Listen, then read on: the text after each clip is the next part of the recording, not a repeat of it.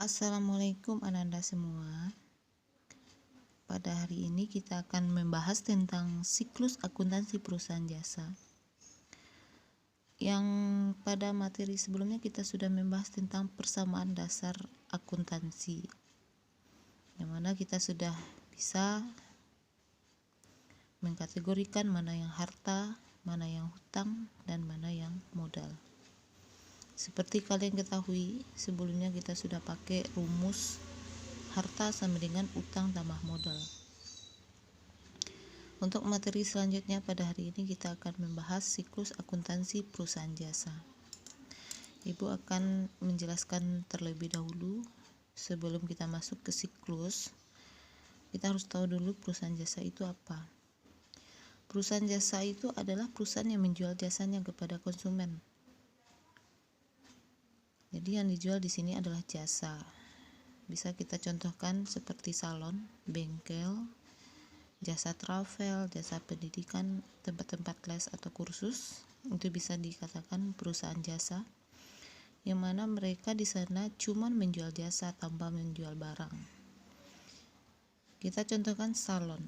Pada perusahaan salon, itu biasanya yang dijual adalah skill, keahlian dalam memotong rambut, keahlian dalam melulur, keahlian dalam krimbat, dan lain-lain. Di sana kita tidak bisa membeli gunting dan barang-barang yang lain. Jadi memang di salon itu yang dijual adalah jasa mereka. Untuk siklus akuntansi perusahaan jasa itu, kita harus tahu dulu siklus itu apa. Siklus itu seperti mata rantai, yang mana bulatan-bulatan itu harus saling berhubungan. Seperti kita contohkan rantai. Kalau misalnya rantai tidak berhubungan atau putus, itu bukan rantai lagi namanya. Sama dengan siklus akuntansi ini. Siklus akuntansi perusahaan jasa itu dimulai dari analisa atau analisis transaksi dulu. Analisis transaksi ini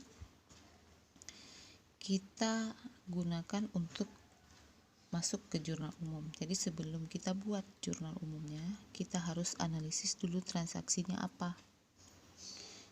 Transaksi itu seperti apa? Contoh, kita beli sebuah gunting. Anggaplah kita punya perusahaan salon, kita beli sebuah gunting seharga 10.000. Itu sudah bisa dikatakan transaksi. Jadi aktivitas finansial ya, yang sifatnya finansial yang berhubungan dengan uang itu bisa kita masuk kategorikan kepada transaksi. Nah, untuk membuat jurnal umum ini kita harus analisis transaksi yang terjadi terlebih dahulu, baru kita bisa masuk ke jurnal umum.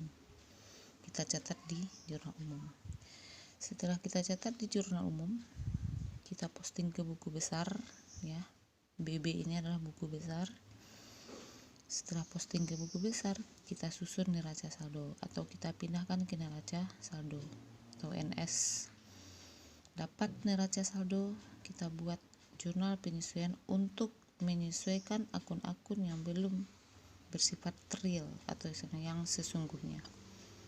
Setelah buat jurnal penyesuaian, kita susun neraca lajur atau kertas kerja atau istilah lainnya worksheet ya.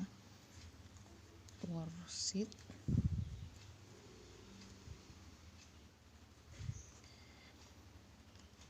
Baru kita masuk ke laporan keuangan. Jadi kita sebagai akuntan, orang yang melaksanakan akuntansi itu disebut akuntan.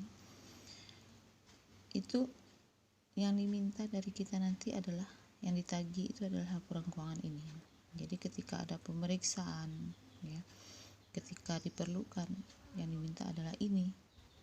Jadi kalau kita buat siklusnya dari awal jurnal umum ke besar dan seterusnya sampai di sini, ini adalah proses ya. Sampai di sini ini adalah proses yang kita berikan kepada pengguna nanti adalah laporan keuangan ini. Laporan keuangan ini ada 3 ya. Kita yang secara umum saja. Laporan laba rugi yaitu laporan untuk melihat berapa laba atau rugi yang diperoleh oleh perusahaan. Terus ada laporan perubahan modal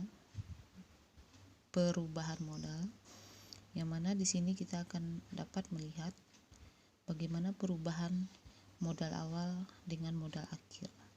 Awal proses terjadi dengan akhir proses. Akhir proses di mana kita tutup buku. Disinilah kita buat laporan keuangan. Yang ketiga ada neraca untuk melihat bagaimana posisi keuangan antara harta, utang, dan modal. Lanjut, siklus yang berikutnya adalah jurnal penutup. Penutup ini nanti kita akan coba membuat bersama untuk menutup akun-akun yang sifatnya sementara atau akun nominal. Terus ada lagi jurnal pembalik ya.